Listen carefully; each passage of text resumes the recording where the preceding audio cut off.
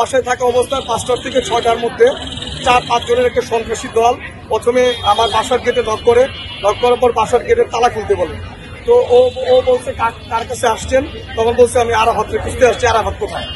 তো এটা বলার পর ও মনে করছে যে আমার বাসায় যাবে দোতলায় আমার রুম খুলে দেওয়ার জন্য, সে নিচতলার গেট খুলে দিছে। খুলে দেওয়ার পর রুমে ঢুকছে। রুমে ঢুকার পর সে বলছে আরাফাত কোথায়, তো বলছে আরাফাত বাসায় নাই।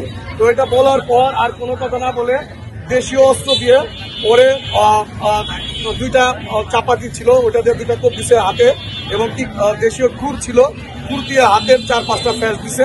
এবং তারপর আমাদের ওই জায়গায় ব্যাট এবং স্টাম্প ছিল ক্রিকেটের, সেটাতে পায়ে এবং মাথায় সেটাতে বেশ কিছুক্ষণ প্রহার করছে।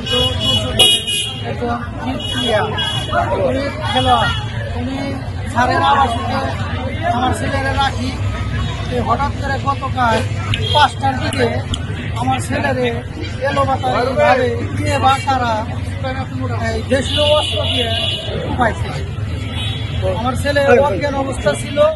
পরে আমার ছেলেরে টাঙ্গাইল সদর মেডিকেল হসপিটালে নিয়ে চিকিৎসা করার পরে তারপরে বাসায় নিয়ে আসবে। এটার সুস্থ বিচার চাই।